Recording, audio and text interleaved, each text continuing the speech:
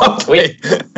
Hello, everyone. Welcome to the winner bracket of the Legacy Premier League. I'm really, really happy to finally be at the stage to get into the playoffs and see who's going to take the championship. With me tonight is Dean of the Threaten University, Phil Gallagher. Phil, how is it going?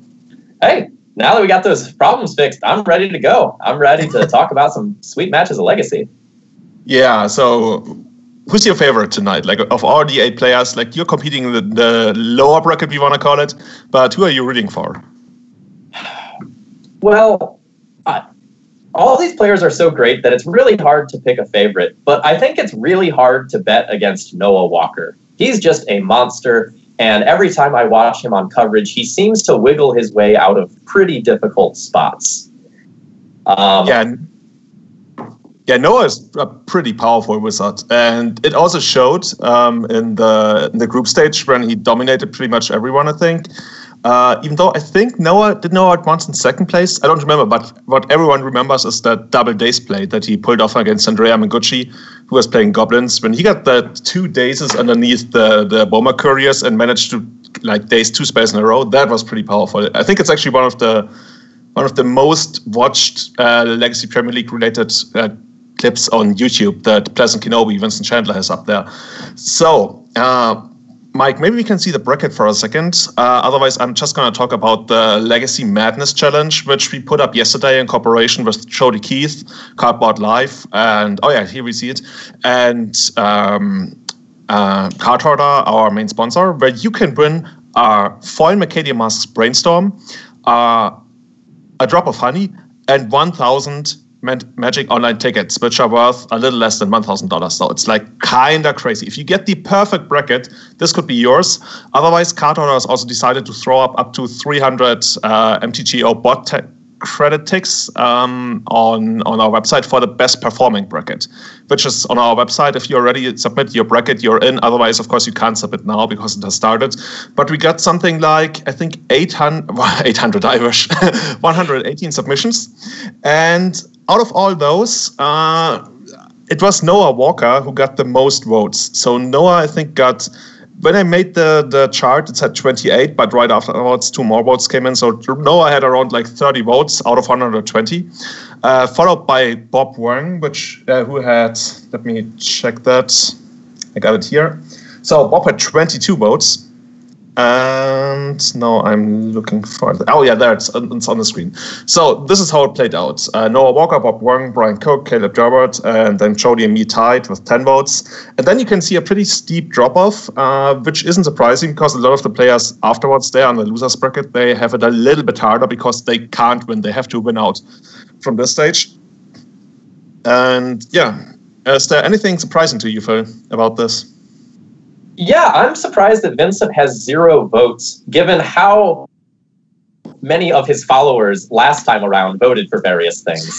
I really expected to see him at the top of the standings here, but it appears his followers were not impressed with the last pack rat performance. Yeah, I remember when we put up the poll about who's going to take down the league, and like Vincent was somewhere in the midfield, and then he posted it to his social media, and it exploded. And he got like, I don't know, 60 or 80 votes, and the second place was like 15. But apparently not this time, because this time people were pretty much asked to put their money where their mouth is, at least price-wise. And yeah, it looks like Noah Walker is the big favorite to take the league. Not surprising given his performance and him being in the winner bracket. But yeah, I feel if you want to win the LPL, you probably have to somehow get past Noah Walker. There's not really much you can do. Like Bob is also up there. More of a controversial character, I want to say, in the like at least judging from the how much he's talked about on Reddit. When I saw it when Pope was saying that, for example, Sneak Show was one of the best decks in Legacy right now, and then people held it against him when he later said that Death and Texas might be the best deck. But I think there was a lot of misunderstanding about that going on. But yeah, Bob definitely one of the more controversial figures, but still apparently very well appreciated as a player. And then we get the rest of the winner bracket pretty much. So who's the highest rated player who's not in the winner bracket? Let me check that. It's BBD. BBD tied with Javier and Chavez. So, yeah, but Okay. So it's probably time to move on and start talking about deck lists. But before we do that, I want to thank one person here. John Hightide kind of subbed to us while we were getting everything set up here. So John Hightide, thank you very much for your support for the Legacy Premier League. Oh, I totally missed it, actually. Thanks for pointing it out, John. Thanks a lot. So let's get into the first match of the night, where we got Rudy Briksza, who advanced from the group stage with a clean 2-0, playing 4-color Loam, who now switched his deck, and he's playing Grixis Control. So it's a pretty standard list, even though he only plays 2 Hymn to Turk, which I think most people play 3, but that's just a minor thing. Other than that, it looks pretty straightforward to me. There's like the preordain where you want to express yourself in the main deck. But in the sideboard, we got a sweet one. We got Liliana's Defeat. And what that card does, it kills a black creature or a black planeswalker. And I think if that planeswalker is called Liliana, it also makes the opponent lose 3 life, which is kind of cool.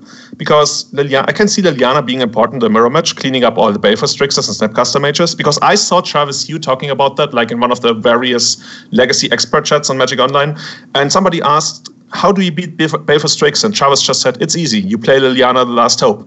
And Liliana's Defeat flavorfully defeats Liliana. Okay, I guess that's the idea. So at the same time, that's out to you. It's also very good at dealing with the black threats that are dominating Legacy right now, like Death Shadow and Gurmag Angler. Yeah, Gurmag Angler, a card that has seen a lot of play at the Pro Tour and is looking to also make a splash in the general metagame. Maybe we'll see it later tonight. So maybe Noah brought it to the table. We don't know. Like Noah, what did he play in the group stage? I think he also played. No, he played Grixis Delver. He was on Grixis Delver there with Bomat Couriers. And now he's Grixis Control. Yeah, he got rid of the Delvers. He was like, yeah, I'd rather just play like Barefoot Strixes and a couple more control cards. He's down to 1 Hymn to Turk, but 3 Thoughtseizes and only 2 Kolaghan's commands. The same Planeswalker suits, pretty much the same removal suit. He's got a little more removal, but he's got Search for Ascanta, which is actually, like, people can't really deal with that card pre-board. And let me look at the post. I think post-board you can deal with it if you have like a Red Blast or something, but once it flips, I think there's no Wastelands. So Search for Ascanta you would have to do something like Pithing Needle it, which is not necessarily where you would want to be in this matchup. Yeah, bringing in artifacts should be a really tough spot. So I think it's kind of useful to take a look at the differences between these deck lists. So Rudy is playing 1 more land than Noah, and he has a couple more cantrips. And Noah's cantrip suite here is different. We see him opting for Preordains over Ponders, which is not unprecedented in Grixis Control, because most of your cards do the same thing. They just kill stuff or draw cards or their lands. And so you don't really care what you get. You just want to make sure you have the right sort of card. So Preordain a lot of times ends up being better here because you pick the right sort of card you want and you're not locked into drawing other things if you don't have fetch lands. Yeah, the idea of playing Preordain over Ponder, I think, was more widely popularized by, I think it was Thomas Innerwoldsen at GP Madrid earlier this year, where he played it in what was then called Checkpile, the 4-color control deck, which is kind of like the predecessor of what we are calling Grixis Control now. And like you explained, it's more about I want to hit cards that do something as opposed to I want to hit this very one specific card that you otherwise see in decks that don't play to just brute force the opponent with card advantage and quality. So one last thing before we look at opening hands. Of very important note, Noah's deck has more main deck removal than Rudy's by, I think, 2 or 3 cards. And we may see that being very relevant in Game 1. So we got Noah on the play. He's got the Search for Ascanta we talked about, which he doesn't know what Rudy is playing. He could think that Rudy is still on 4-color Loam, you would think, given that he went 2-0 in the group stage with it. But I think his hand is still decent. He's got 2 fetch lands to feed the Gurmag. It doesn't die to, his hand is okay against Shadow, so it's definitely a keep. And I'm not excited about his hand, but it's certainly not going back. Rudy's hand, on the other hand, looks just stellar. He has Force for unfair decks, Baleful Strix for fail decks, and 3 cantrips to kind of stitch everything together and pitch the cards that are going to be bad in the matchup. Yeah, if I could pick my spot, I would probably rather be in Rudy's spot. It's going to be interesting at which point one of the players will actually start to commit to something meaningful, as in like a chase, because like usually in these control mirrors, the earlier you commit to something and tap out for it, the harder it is to actually make it stick and not get punished like right away. Even though like these players aren't playing the actual card counterspell, it could still be a problem. Like you play a chase, and if you don't tick it up, and it gets lightning bolted, then the opponent untaps into chase and finds a force. That's like an ugly spot. So one way I could see this game going is that Noah's hand is kind of weak, so he'll probably play an early search and then go for Gurmag. And Rudy's response might just be like, go for the Jace, bounce that, and get huge amounts of tempo. Yeah, like bouncing Gurmag Angler isn't really like where you wanna be, but if you see that Noah is weak, as you mentioned, then that's definitely a play that lets you untap with Chase, because it doesn't really matter whether this has 3 or 2 counters on it, because it dies to a lightning bolt anyways if he does have it. Even though and Rudy knows this deck usually only plays 2 lightning bolts. So it's a gamble you're probably willing to make, especially when you're forced to protect it. But that's still like quite far from here. Like I think what Noah is looking to, he wouldn't hate like sticking a Baleful Strix or something, which I can totally see Rudy doing on the next turn. He's got a couple of those, and they provide some kind of early clock. I wonder whether he pitches the Ponder here. Yeah, strong respect for the power of search here.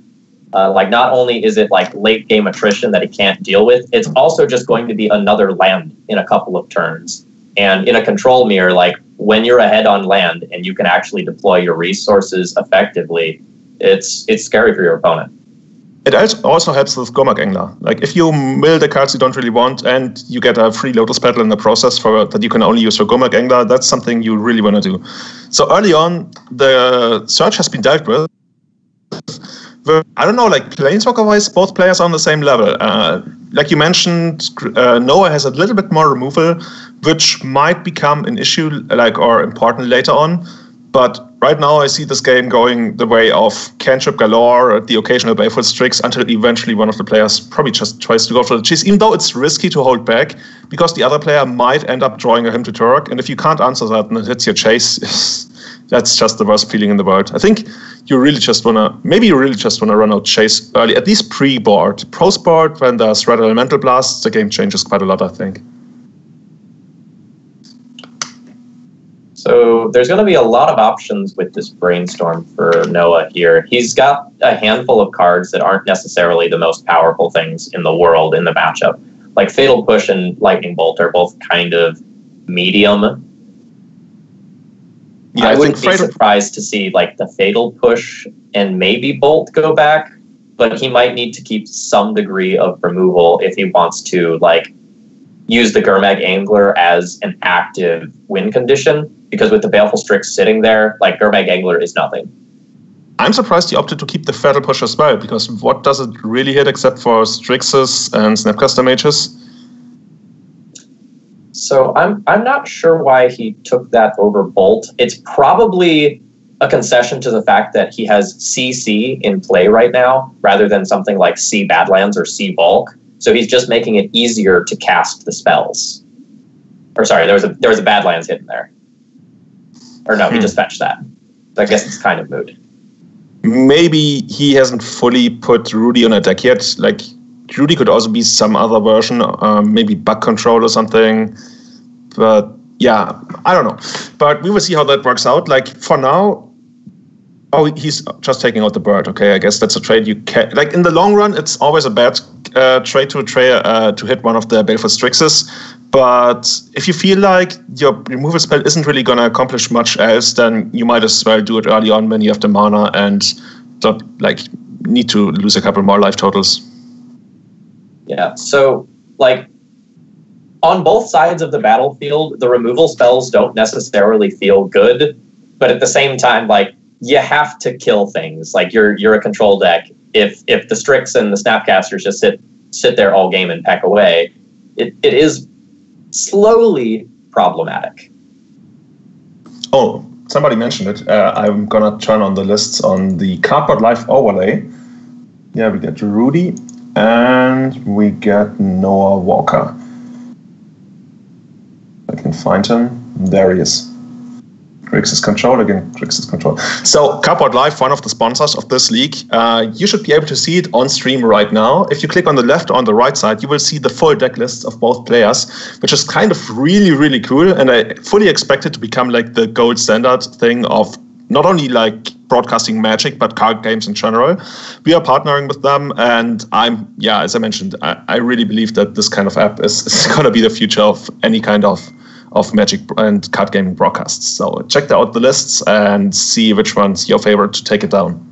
And something else that isn't obvious, if you don't like the position of the Cardboard.live icon, you can move it around the screen to somewhere else. Yeah, like in the middle of the screen or onto the faces of the players. All right, so getting back to the game here, Noah has resolved his Jace, and he's ticked it up to keep it out of range of like a lightning bolt going directly at it. So the Jace is safe for right now. And now Rudy's going to have to make a choice about like what he wants to do with his resources in the face of the Jace. Yeah, I think for Rudy, he just has to try and get rid of Jace as soon as he can, but it's going to be really hard. Next turn, Noah has Lightning Bolt up. He's got the Gurmag Angler. And what Rudy really needs is either more pressure, a Chase of his own, or maybe a bunch of Lightning Bolts. But it's going to be tough. I didn't catch it. Did Noah actually take up the Chase? Because I see it at 4. Yes, it went up to 5 and then was attacked down 1 by the Baleful Strix. So very well aware of the threat of Lightning Bolt, played around that. Like the master that he is. I mean, there's a reason 30 people predicted Noah to take down the league. So what is on Noah's side? What are you looking to do here? Are you just like looking to find more remover spells and Force of Fist just to protect the Chase and eventually like run Rudy out of cards? Because right now on the boards, those 2 creatures are a problem because eventually they're going to take down the Chase. I think he needs to stabilize the board at least to some degree. He doesn't necessarily have to remove every creature that hits the board, but he's going to have to do something to make sure that he can continue to generate value with the Jace and keep the Jace as the focus of the game. Yeah, that's the big thing. Like, especially in the first game, when no Pyroblasts are involved, you can even like completely disregard the life total. It's even more so than in other control mirrors, it's all about the Chase because it's really, really hard to get rid of that card. I think Noah was it who had a Vendilion Click in the sideboard, which is in the main deck actually, which is a great way to pressure Rudy's Chase if he manages to get rid of the Baleful Strixes. But Rudy doesn't have that kind of luxury. He plays 4 Snapcaster Mages, which could also be like a real threat to Chase in the long run. Basically, Chase produces +1 card advantage every turn, and as long as you like get to keep parity with that by, I don't know, running out Snapcaster Mages, it's okay. But eventually, like the card advantage of Chase will just run away with the game, as Noah also draws cards that generate card advantage, like Snapcaster Mage. As long as he just keeps these 1-for-1 trade spells, I think there's still a chance for Rudy to get there, but it's gonna be hard. Yeah, and when Noah is the one controlling the Jace, his Force of Wills look a lot better because he can afford to go down in terms of card advantage in order to protect his superior board. And we got Rudy getting probably the best value you can in this matchup for your Diabolic Addicts, taking out the big Gurmag Angler. And now, if Rudy does he have a Bolt in the graveyard? He doesn't. Because the Lightning Bolt is going to take out probably the Snapcaster Mage. And then, no, if Rudy had a Lightning Bolt, he could force Noah to Force of Will, pitch Brainstorm, but he can't. So I guess we're going to see the Snapcaster Mage taken out. You could consider taking out the Strix, because it's much easier to trade Snapcaster for Snapcaster if you end up finding one than to trade for this, but he opts for the Snapcaster. I think you just get rid of the thing that has the higher power total, because in the short term, it's going to like dictate how many turns the Jace stays alive if Noah can't find new cards to answer the board. You know what would have been great here if Rudy actually had the mana to cast 2 Gurmag Anglers here. But how many cards does he's got 4 cards left, so now there's no way he can actually double Gurmag here, even if this one gets forced, because now he's got 5 left. And had he kept up, no. But that would have been really great, because that would have put Noah in a position where he really needs to find something in the top 4, more like 5 cards of a stack. All right, so the the force of will on the Gurmag Angler there was pretty much obligatory. If that just sat on the board and he didn't find an answer to it, that was going to force like Jace probably into like an unsummon mode, and that does not sound particularly appealing. Yeah, and Rudy finds a chase of his own, and he's actually ahead card economy-wise, and it's really interesting. Like, is Noah? Yeah, Noah's gonna trade here. One problem I see is if Rudy runs out the chase and Noah has Snapcaster Mage for Lightning Bolt, then that's gonna take out the chase even if he takes up. But yeah, this is devastating. It's so weird. Like, Rudy has all these like decent cards, but Noah has Chase, and eventually like Chase is this super slow, grindy thing that eventually just wears you down. It drives you into insanity. It's like the Mind Sculptor, but actually like what it does, it takes out your brain and it slowly massages it until like you fall asleep, and when you wake up, you realize you're down 10 cards or something, and you just concede because there's no chance you're coming back. All right, so we're going to see the Thoughtseize here. More to get information than anything else, and then he can decide what to do with the Preordain. In all likelihood, though, since the top two cards he just put back were lands, we're probably going to see like bottom with the Preordain and just draw one fresh card. If that's what you want to do, if you know the top two cards are land, then I think you want to run out the Preordain first, because then you're going to know what you're going to hit on the Preordain, and then like navigate your Thoughtseize accordingly. So what is he going to hit here? Is he going to hit like an Addict? It's not the greatest card, but you can still take out the Gurmag Angler, which is like basically what it's supposed to do.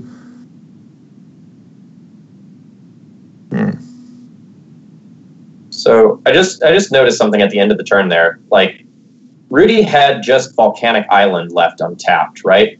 If he had tapped literally any other land last turn, could he have Gurmag Anglered as well? Yeah, he could have run out the Gurmag Angler, and even like it would have been a much better play, because that would have like presented a clock on the chase, and which potentially could have forced Noah to play in a different way.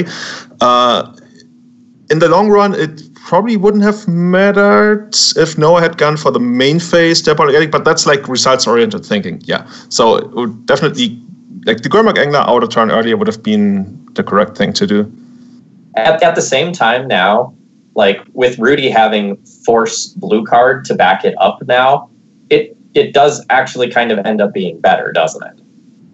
Would you fight over it? It just feels so bad to fight over Diabolic Addict, which feels like it's one of the better removal spells in the matchup, I guess, but overall... Actually, I take it back, right? Sorry, he has Snapcaster and 3 mana up, so if there was an Edict, he would just Snapcaster, target Brainstorm, let the Edict resolve, sack the Snapcaster, and then Brainstorm end of turn. And then we could see Noah running out the Dismember and getting rid of both of the creatures that way. But yeah, in the end, like everything we discuss, it always comes down to, and then Noah untaps this chase, and then Noah gets another chase. It's really, really hard. Like, I can totally see why both players are devoting like a couple of red blasts to the sideboard, because they probably were aware of the potential of the mirror. Yeah, so in response to the Snapcaster Mage, we get the Edict actually getting to take the Angler, and then there will be a Brainstorm. Yeah, now we're getting all the great trades here.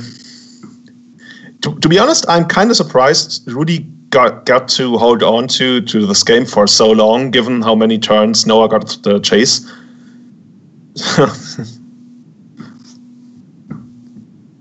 So what does Rudy need to do to come back into the game here? He needs to resolve his own chase, and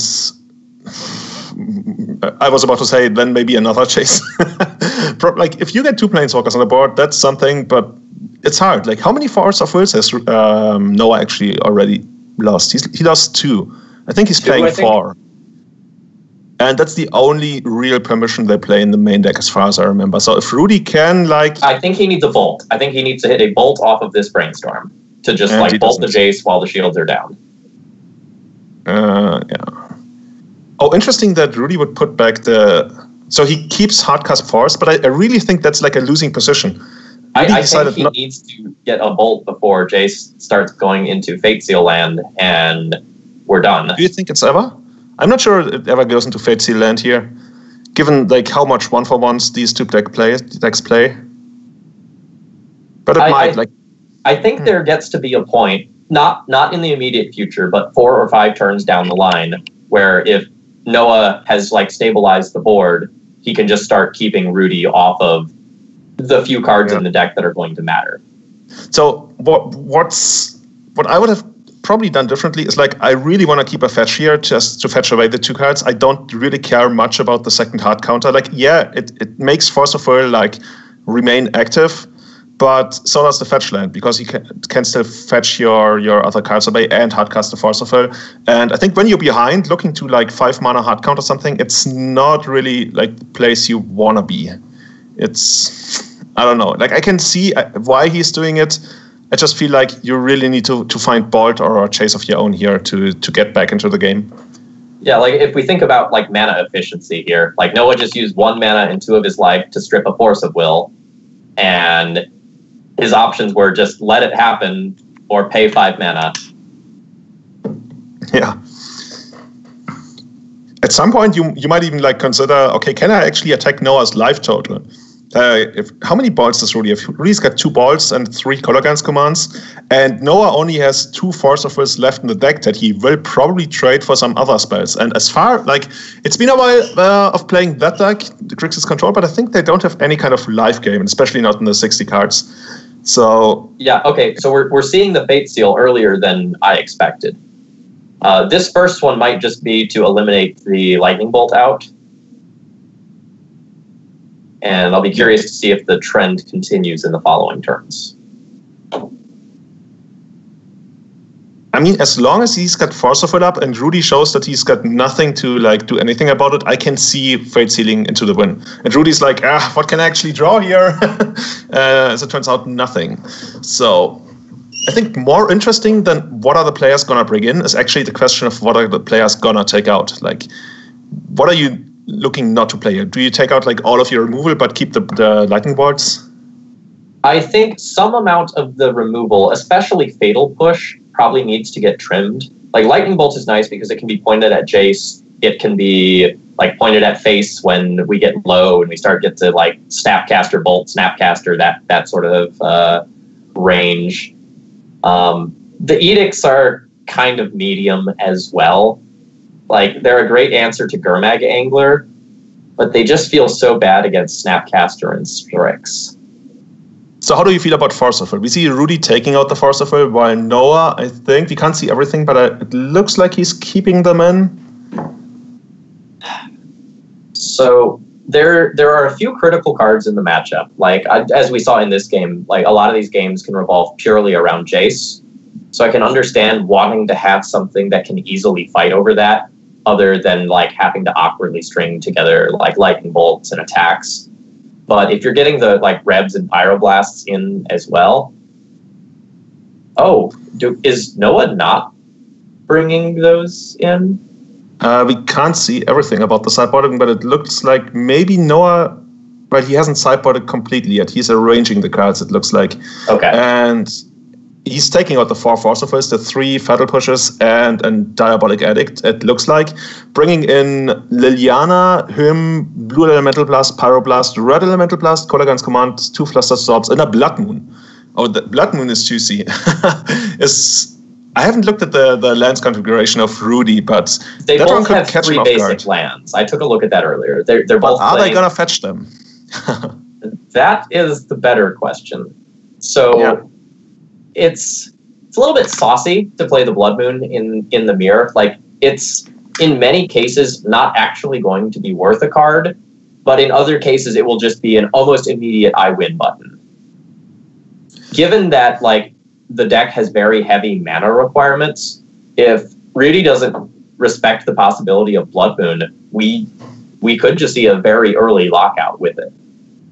Yeah, and I think Rudy is probably not going to try to play around that, because like these decks have very different mana. So you got double black for him, you got double white for Jace. You're looking to have Pyroblast up whenever you can. So every time you fetch a basic, you're probably like losing some of the options that you really want to have. So I wouldn't be surprised if like a Blood Moon could actually like steal this game from Noah's side, even though it turns off one of his trump cards, the Search for Ascanta. But if you get to win the game, that's probably even better than flipping Ascanta. Probably. All right. It looks like Noah here has mulliganed to 6, but his 6-card hand is pretty respectable. I think it says 7, and we just, at least on Magic Online, it says 7, but we can't see the first card in it. Well, there's a surprise mystery card. Chat, we'll find out what it is later. Don't you worry. We're going to accept any kind of guesses, but I guess it would just probably be a land. Who knows? Oh, it actually turns out to be a land. Here's another Scalding Tarn.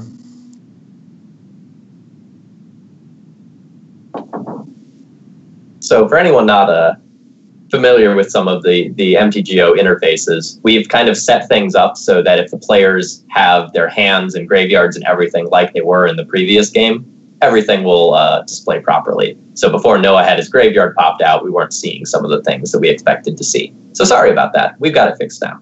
We got it fixed. That's no problem now. And by we mean Mike Overvolt, who is working hard behind the scenes doing all the technical stuff.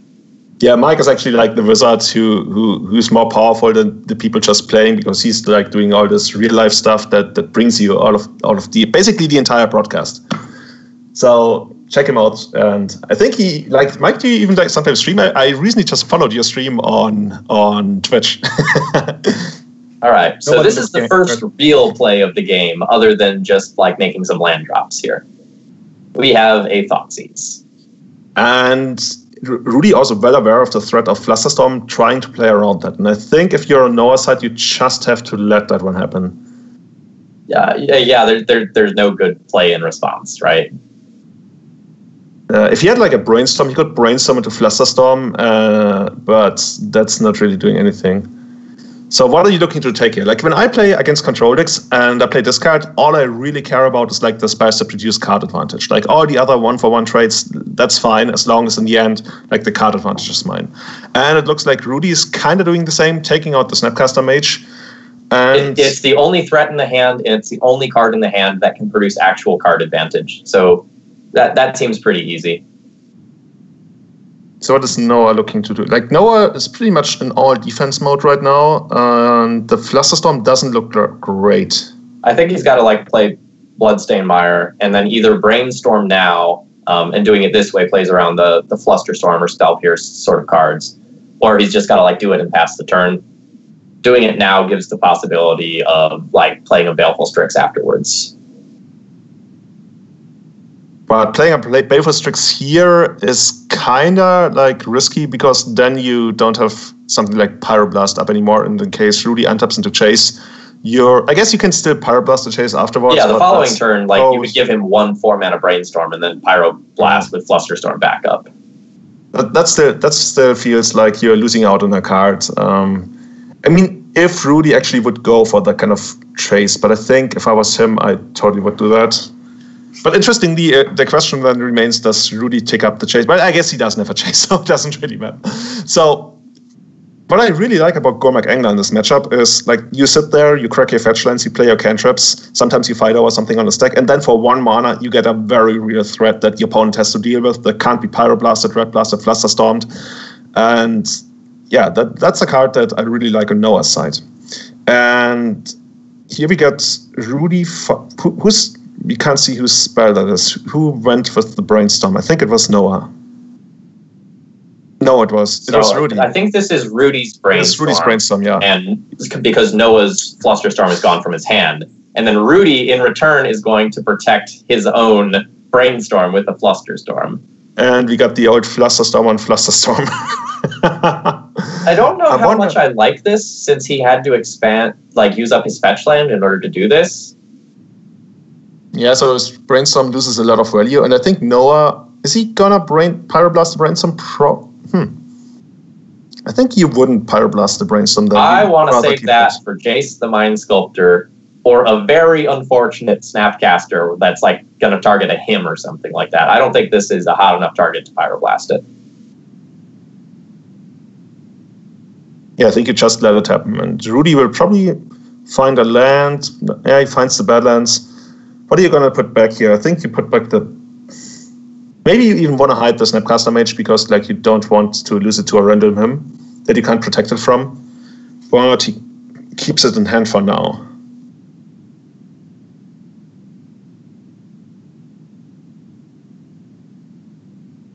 So I think what happened that turn was that Noah opted to not pay for one Flusterstorm, right? So that he could hold up a Pyroblast for a potential chase that would come down? Yeah, which makes sense. Totally. Like, you're fine giving Rudy the Brainstorm, because if you get to Pyroblast the chase and then Rudy has to spend a Force of Will on it, I think that's a much bigger game than to randomly like disrupt Rudy, especially in a matchup where like tempo is so unimportant compared to other matchups. Like, this is basically the chess game of Magic control mirrors. So, Julian, do you remember what turn the game was at last game about when we got the concession? That should have been around 8 or something. I didn't Probably. actually. And how long do you think the game would have gone if we did not have a concession? At least 8 more turns, probably, if not longer. Right. So, like, this matchup is so incredibly grindy and slow by most standards. Yeah, you get ahead in very, very small increments. It's not like in the old days of Miracles where you like untap with Chase or like the counterbalance lock and it was like pretty much lights out for your opponent. But over here, like, you get ahead, like, I want to say half a card and half a card and half a card. And eventually it's just the tiniest but heaviest snowball in the world is eventually going to grind you down, and then it's over. But this is grindy, as you said. You get the 5/5 coming down, trading for the -5/-5 removal spell. This is like exactly playing out the way you think it would. In terms of tempo, is it important to dismember the Gurmag Angler there? Or is it worth like doing on your turns? You could potentially have Pyroblast up for a counter. Yeah, I think if you have like the like two don't blasts, you get the call that like there's no Jace in his hand if he doesn't just like slam Jace onto the relatively empty board there? I don't know. But like maybe I think both players don't really care much about their life total here, and it looks like Noah really wanted to keep up the blasts. There's also a chance that he draws Liliana and wants to protect Liliana with one of the blasts. So, And now we're back to like both players 4 lands in play, 3 cards in hand, and Noah draws a card. And it's interesting. Like if players really lose a ton of life, I'm still on the side where I think like Bolt, Snapcaster Bolt, Kolaghan's Command could actually eventually like randomly steal a game, even though it's much harder in the post-book games with all the blasts. But I secretly want to see that happening. But I think 14 and 16 are way too high as of like life totals wise. So like I'm obviously a D&T player, but the matchups kind of go to these same ridiculous lengths in that matchup. And there have been plenty of times where like I thought I was very safe, and all of a sudden it's just like Bolt, Snapcaster, Bolt, K command, you attack with Snapcaster. And the clock can change very, very quickly. In a way that kind of reminds me of like the blue-white-red control decks of Modern before Chase got unbanned, which were secretly burn decks. Like, they would control you for most of the game, and then they did exactly what you said, like Bolt, Snapcaster, Bolt, attack you with Colonnade, GG. And here our Colonnade is like a 5-mana fish. But for Rudy's side, now that the Kolaghan's Command is resolved, it's kind of tough for him because he's not really going to resolve his Kolaghan's Command. So yeah, he's falling behind. Seems like a very free looks like he's staying behind.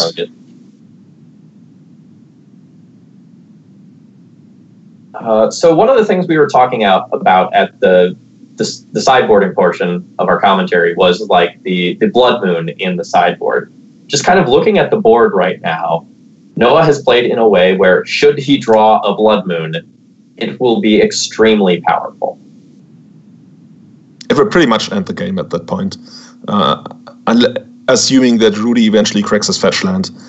I wonder if Rudy judges Noah getting 2 basic lands as like a precaution against a potential Blood Moon out of Rudy, or like as a sign that Noah actually has a Blood Moon in his sideboard? Ooh, that's a good question. Yeah. And so Rudy might feel kind of good because like he has the potential to go Snapcaster Mage Culligan's command, but that probably doesn't work either. If I'm on Noah's side, I'd be willing to like Pyroblast a Snapcaster Mage, knowing that I have like Snapcaster Pyroblast in my pocket still. So what's the best card that Rudy could draw here? I think it's actually him. Like him is really hard to fight over. Like basically you want to draw a couple of running hymns because those can't be Pyro or Red Elemental blasted to just like get back into the game. And as long as there's no like recurring source of card advantage on Noah's side, as in Chase or even to a degree Liliana, like couple of running hymns can get you back into the game, but eventually those Kolagan's commands and Snapcaster Mages are going to wear you down. And then like it's really just like the random beats of the Strix and the Snapcaster Mage that can do you in. Yeah, we're probably seeing a Gurmag Angler this turn on Noah's side, so the clock is going to turn from 15 turns into something much shorter. We'll kind of have to see how things shake up in the next turn or two and like how willing Noah is to tap low right now. He might not have any need to whatsoever. And Travis points out in the chat that Rudy actually sided out him. So well, so much for drawing that one. Yeah, exactly. And Rudy fighting with the Pyroblast over the Brainstorm. So I think there's like two, like I can see the reason behind that. The reason is you would think that Noah has like a really weak hand right now and you don't want him to improve that hand. So once you hit like a Haymaker, you get it to stick. Because otherwise, like, you're not really accomplishing much. Like, you would rather fight over the Brainstorms and the Snapcaster Mages. But this is really pretty much saying, okay, I just hope your hand sucks and I get to rip a couple of turns, like at least once or twice, and then I can get back into the game. But of course, what he doesn't know is that Noah's hand is pretty stacked here. Like, it would take a quite amazing sequence of cards from Rudy's side to really take this game. I guess Liliana could be interesting. But even Liliana is so hard to protect here. Yeah, and Noah just keeps waltzing in for 1 damage a turn. Yeah, there's no hurry here. Like, he can wait to play Gurmag until it costs 1 mana. And like, he gets a Thoughtseize here to take a little peek-skipoo and rip apart what remains of Rudy's hand. And it's kind of funny, as long as you're like ahead, card advantage-wise, and also like on the board, then you're happy to basically just run out of Thoughtseize, take your opponent's best spell, see what they're on, and just keep doing your thing. Do you fight over that Snapcaster Mage that we'll see coming down here with the Pyroblast? He opts I would. Yeah.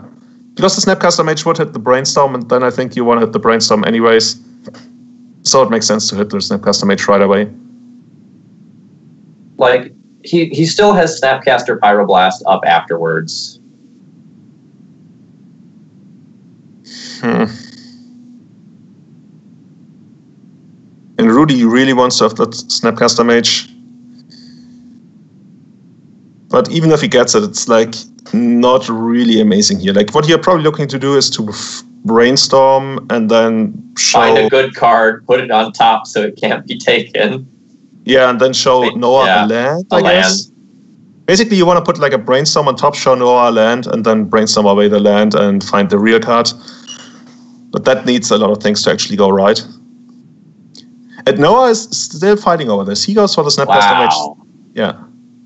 I mean, it makes sense because it's going to leave Rudy like hellbent. And even if Rudy rips something, there's still a chance. Like, if it's a chase, then Rudy can lightning bolt that. So then Noah can lightning bolt that. Oh, and now we see... Okay. I guess either way, Rudy will eventually just be hellbent. He's going to brainstorm now. There's nothing else he can do. Like, if he had a rat, he could have like tried to kill the Strix, but that's not great either. Hey, Pierre. Seeing him in the chat. Man, this was a rough fight this turn. Like, Rudy kind of got to do what he wanted, I guess. But... Yeah, and I guess like, how does this get into a winning position? Yeah, and of course, Rudy doesn't need to play the brainstorm right away. That would be like pretty stupid in the face of Thoughtseize. So he gets to show him nothing, and then he can still like end of turn brainstorm. But yeah, Rudy, like they exchanged a bunch of cards. You know, Rudy has one card that is sort of like floating in the ether due to the brainstorm. Yeah. You know what I really want to hit here? Oh, there it is. I really want to hit Baleful Strix if I'm Rudy. Because now I can like get Baleful Strix down, which kind of answers the Gurmag Angler. And now he fetches. And like best case scenario, he finds another Baleful Strix. So he actually like, I think there's a way for Rudy to still get into this. Brainstorm isn't the worst. Like if you can find Liliana here. Okay. Oh, he got his own Gurmag Angler. See, that's actually a way for him now. I really like this. Eventually, I want to find a Brainspoker to like cement my position and generate some lasting advantage. But I don't hate where Rudy is going with this now. Like the Baleful Strix was really important, and it looks like he's going to run out the Gurmag Angler.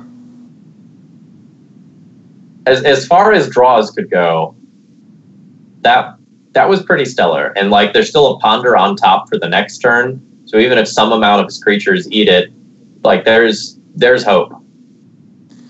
So what are you looking to do on Noah's side next turn? You can get... Same thing as every turn, draw Jace the Mind Sculptor, win target game. Yeah, and especially Blood Moon, right? Blood Moon would totally kill it here. So... Noah's probably thinking about, okay, so how do I sequence my removal spells? Which kind of blocks do I force? Interestingly, both players very low in life, so maybe Noah's even thinking about like a way to like a scenario where like the Lightning Bolt matters life point wise. But right now the Diabolic Addict is probably just gonna trade for the Snapcaster Mage. Oh, it's interesting. So if Rudy takes this block, then Lightning Bolt and Diabolic Addict are gonna clear his board. And Rudy's like, no, I'm just gonna take the damage. I'm too scared of this. Reasonably so.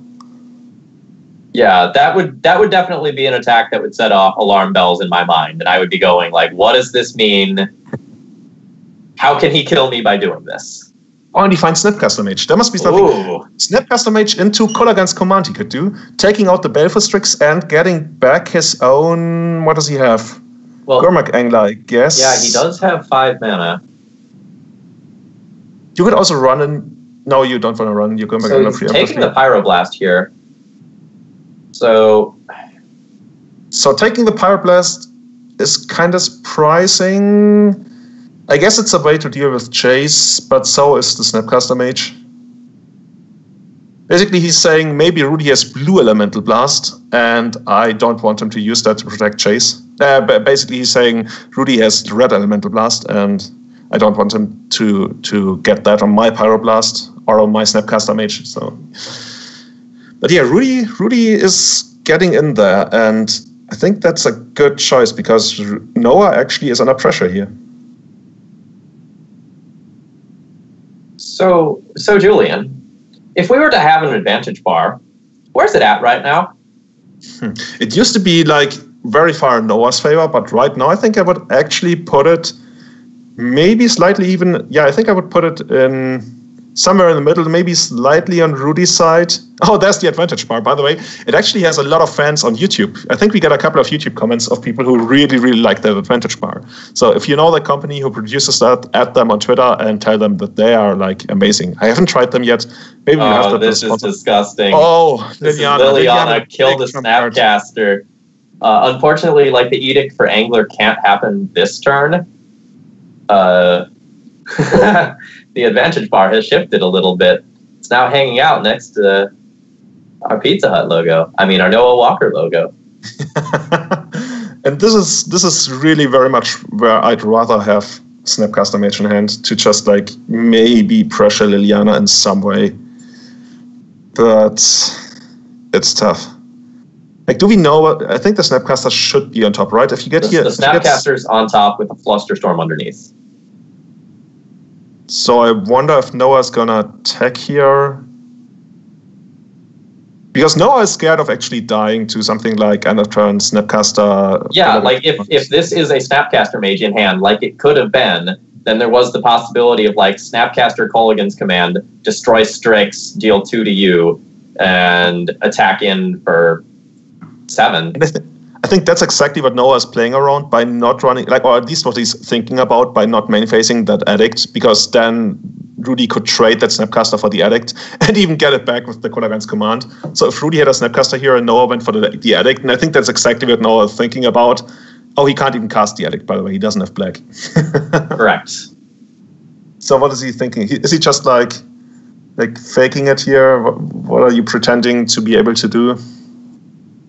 Or maybe it's Rudy which clock is ticking down? It's Rudy's clock ticking down, so he's considering pyroblasting the Baleful Strix, I guess, and which opens up Snapcaster Mage into Diabolic Addict, attack either Noah or probably Liliana. Oh, most certainly Liliana, right? Yeah.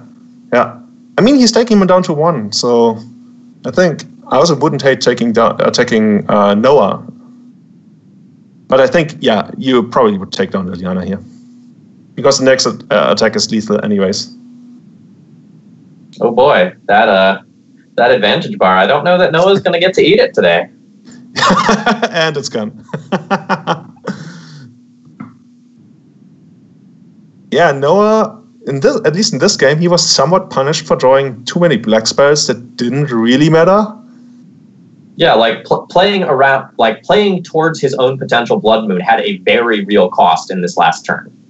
Yeah, he didn't have enough black. He only had 2 black, and he spent that on Liliana, so he couldn't addict there.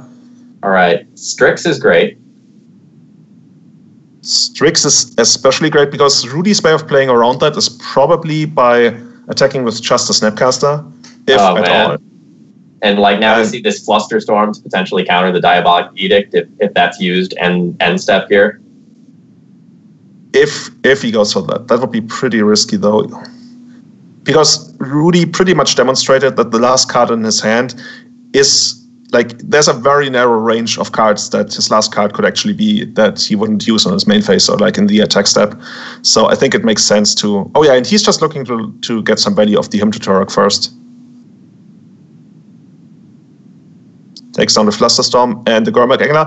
And now we are like on an even board again. 6 lands on each side.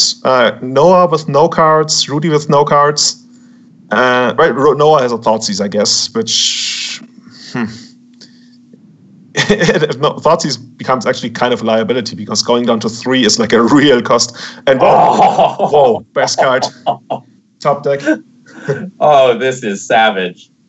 So like this gets to be Snapcaster Culligan's command, make you discard the last card or deal 2 damage to you and return the Gurmag Angler and cast Gurmag Angler. Yeah. I think at this point, you know what Noah's going to draw? I think Noah's going to draw the Blood Moon now. Because I think there's no way that Noah can come back here. And like, I just want to see the Blood Moon. And he's like, oh, well, I guess it would have been good earlier.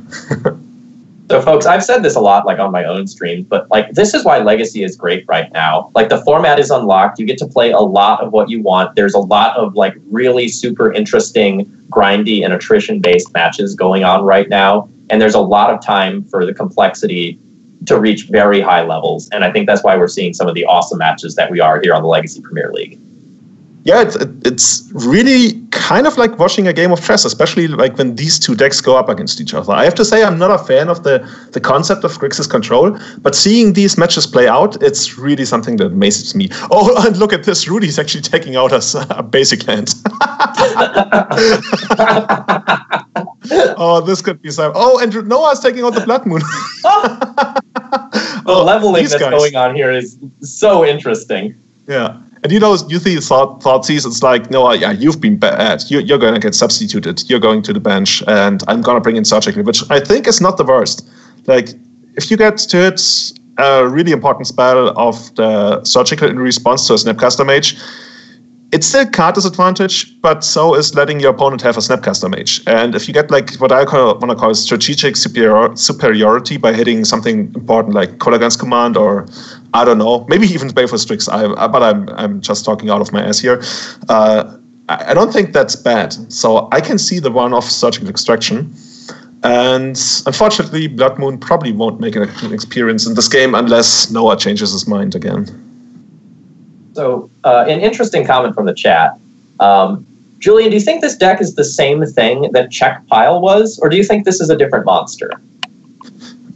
I think the lack of Leovold does show, because Leovold is really, really good at like coming down much earlier, presenting an extra threat.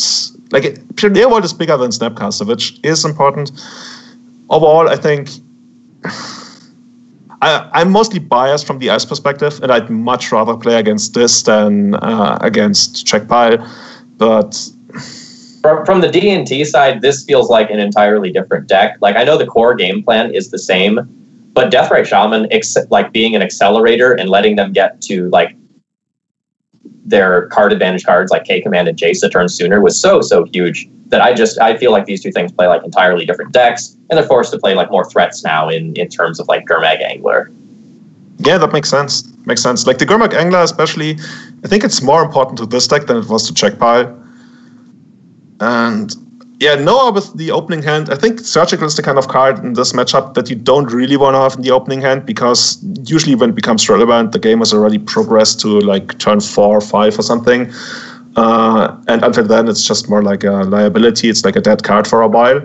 But I think, like most of the time, this matchup early game revolves a lot around just like casting Baleful Strix. If the opponent counters it, it's okay. If it sticks, it's great because it's like a free 1 damage a turn, and you have like a great blocker and replace itself. So I think, I wonder how many Baleful Strixes these guys would play post-board if they could play an infinite amount. Eventually, it just comes down to like lands, removal spells, chases, and Strixes. So and here comes Rudy's Strix. Yeah.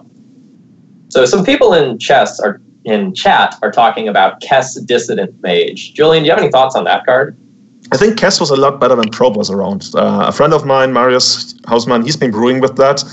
And like immediately, I always told him like, don't play Kess because I've never seen it done well. But immediately when Probe was banned, he went away from it. And he was like, yeah, because you can't get immediate advantage for no mana anymore. So I can see it being good in a matchup like here. I think, how big is she? Is she like 3-4? 3-4.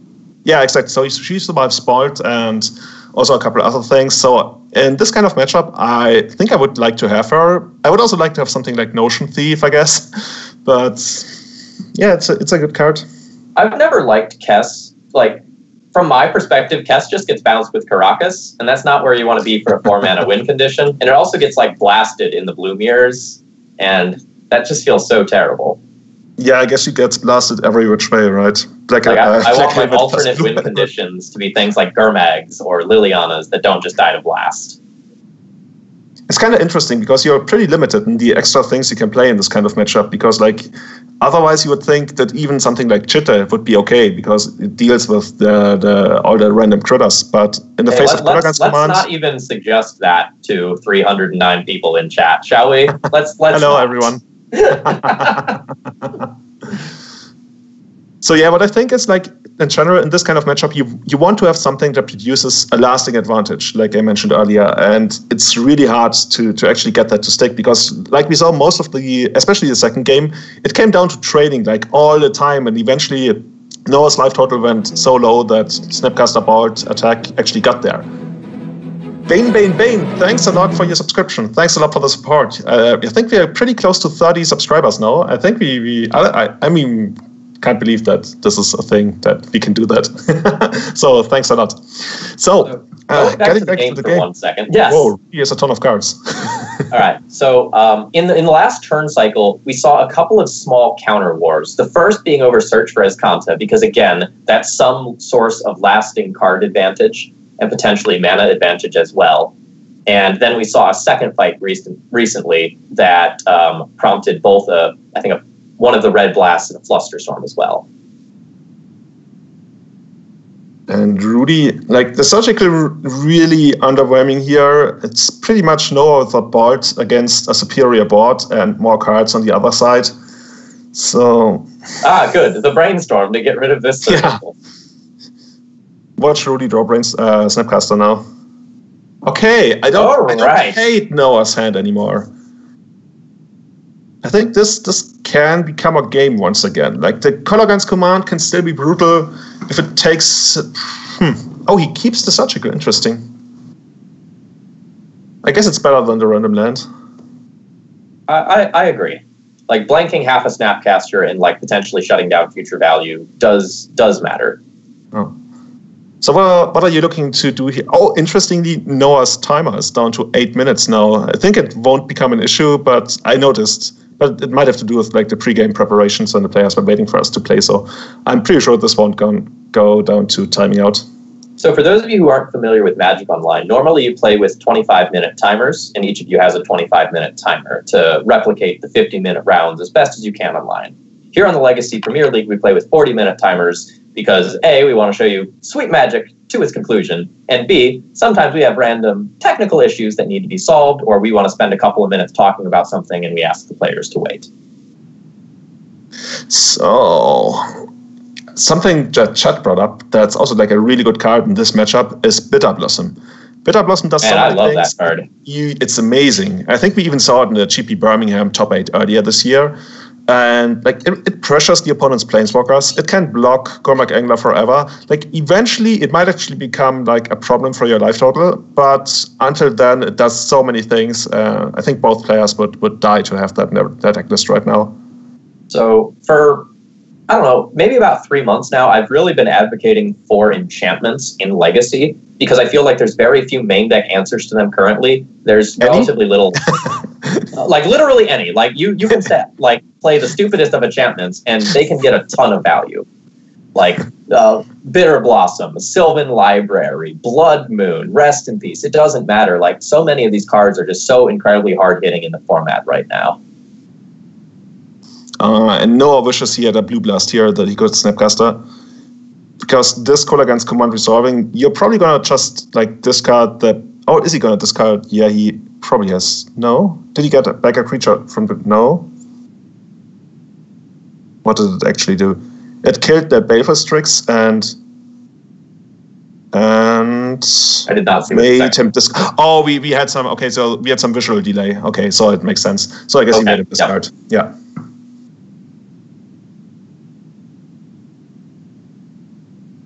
And he finds Chase. Well, and opting not to play it. Yeah, I think what you're doing here, like you're thinking about what can Noah actually have in hand, and Snapcaster Mage is quite likely.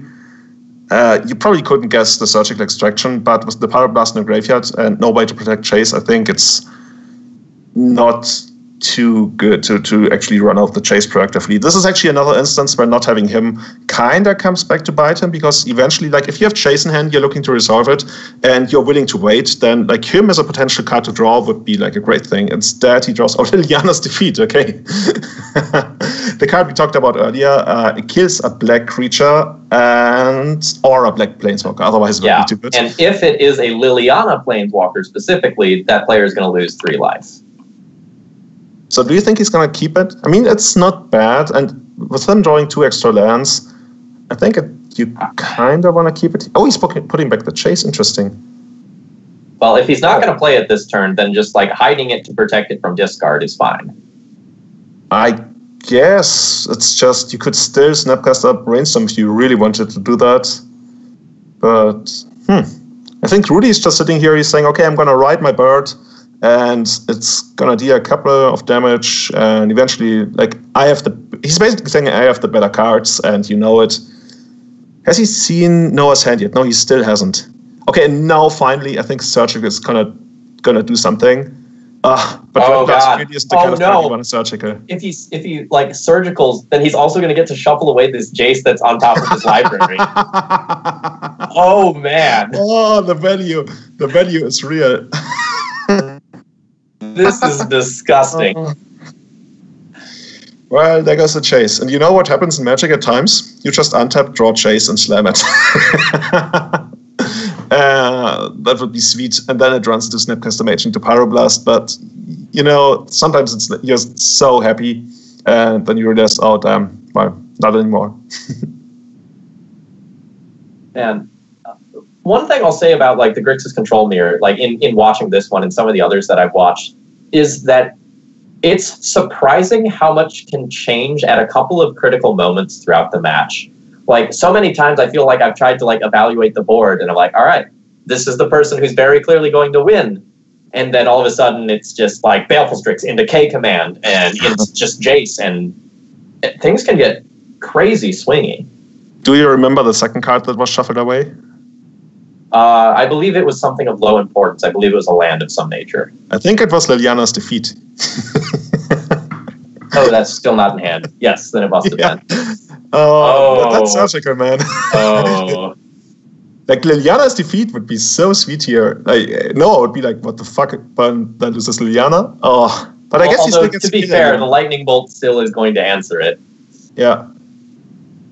I mean, overall, the advantage bar is still slightly in Rudy's favor, but it will depend a lot on what... Oh, Noah draws Baleful Strix. Probably, like, once you're in top deck mode, it's still one of the best cards you can draw. Baleful Strix... Oh, no, I was about to say into Baleful Strix, but that was visual delay. Anyway. Yeah, the visual delay is always crazy. Another one. Oh, man, but a Snapcaster is great. Like, there's Snapcaster Pyro, Snapcaster Bolt available, even the saucy Snapcaster Surgical Extraction. Oh. We get real desperate. Okay. I was just wondering, maybe we can get down to decking or something, but both players still have well more than half the libraries left, so I was getting a little too excited there. So, Snapcaster Mage, probably for... What are you looking to do here? Do you want to kill the Baleful Strix? That always feels bad, but I guess he does so. Like, at this stage of the game, Rudy's been sitting on a handful of cards for a while, right? And you might suspect that some of those are the same cards. So, like, denying the option to get some new looks and potentially, like, turn the Brainstorm into a real Ancestral is probably pretty important there. Joe also makes a good point in the chat that, like, why would you really want to keep Diabolic Addict over Liliana's Defeat? Which I think is a really good point, because the cards you really want to hit here are all black. So that's maybe something to take away. If you're looking to play Liliana's Defeat, I think it actually has a lot of applications in this matchup, and maybe you want to, like, value it more highly than Diabolic Addict, which, by the way, has been sitting in this hand for, I don't know, 8 out of 10 turns, and still looking to get somebody off it. So now we get to see a K command. It'll be kind of interesting to see what it does. My money's on K command, Shatter the Strix, Return Angler, Cast Angler. But to, like, go back to one previous comment, like, there is one reason to, like, respect, like, keeping Edict, and that's for a difficult to otherwise answer threat like True Name. Now, they obviously don't know deck lists, but True Name is not necessarily stock, but somewhat common in these shells. Okay, Colligan's command makes Noah discard the land and brings back Snapcaster Mage. So I think if we had an advantage bar, I would put it, I want to say, reasonably far in Rudy's favor, even though, like, a great top deck from Noah, something like... Oh, that's the advantage bar. Hello again. We should really get the company to sponsor us. Seriously.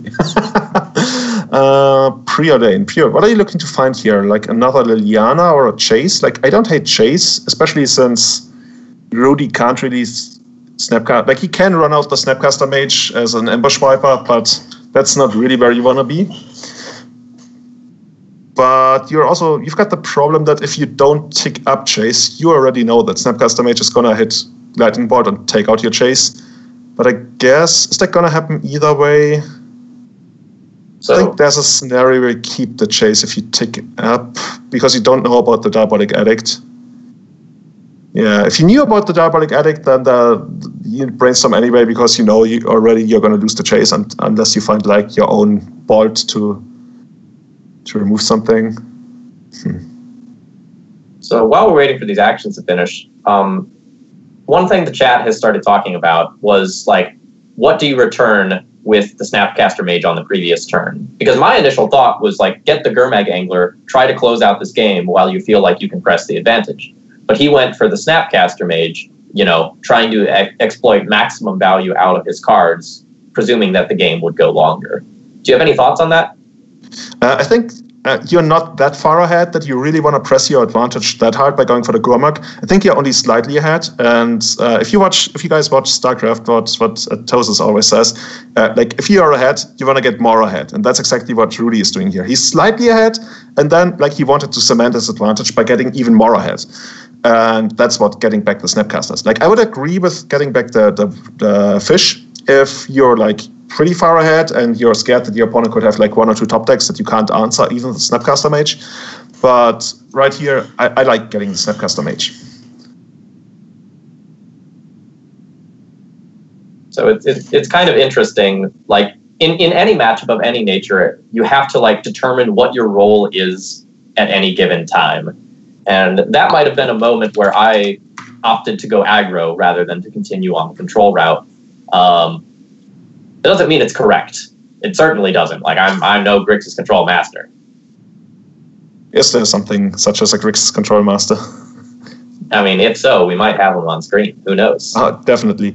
And I'm actually, I'm getting a little scared for Noah going down to 3 minutes. And I was also earlier informed that like the pre-game time, we actually used up 5 of Rudy's minutes. So it's more like 22 to 3 minutes in favor of Rudy. And like, even if Noah gets to stabilize, he's pretty far from taking this game. And he might actually be the second person in the history of our league to time out after John Maria Card, DJ, timed out in the first season of the Legacy Premier League. So, I mean, right now he's losing anyway, but, oh no. We will see. That Diabolic Edict is going to feel pretty good. And I think at this point, is there even anything that Noah can draw? Like, once again, all I'm thinking is maybe he can draw Strix into Strix into Strix, but how many? There's 3 Strixes gone already, if not even more. So, God. Here's the game. Oh, God. Okay. We don't even need to go to combat. Just bolt, snap, bolt. We're done. Just PD on the stack, Rudy says, and takes down Noah Walker, the huge favorite to win this league. Like 30 people out of 120 have predicted Noah to be the overall winner, which he can still do. But now he actually has to fight through the losers bracket. And the loser bracket is really tough. Like, if you look down there, there's like a lot of killers down there. There's like Andrea Mengucci, Javier Dominguez, BBD, everyone. Like, if you look at the losers bracket, that's not where you want to be. And now we've added Noah to that. Okay, that's pretty wide. Yeah, I mean, generally speaking, if you pick any person at random from the Legacy Premier League and you were paired against them round 1 at a tournament, you'd probably go, oh my God, this is my round 1. Are you serious?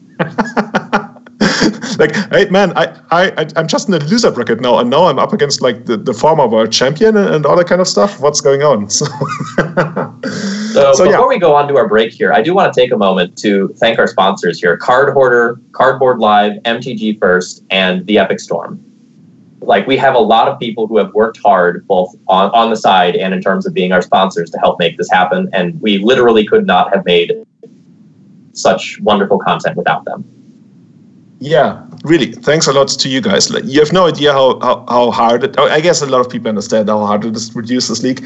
And our sponsors do help us out a lot, like both in producing some of the content that we're doing, but also like in making it worthwhile for our players. So thanks a lot. Not only for this, but thanks a lot for what I think all of our sponsors are in some way involved in Legacy or Eternal in general. Like, MTG First is running the Quest for Power series. Card Hoarder is also sponsoring a lot of Legacy streamers. MTG, the Epic Storm, does basically is one of the coolest Legacy decks around. And Cardboard.live's Wilson Hunter, he's running like this app that also specifically, like right now, I think sponsors a couple of Legacy streamers. And yeah, we really couldn't do it without you. So thanks a lot for that.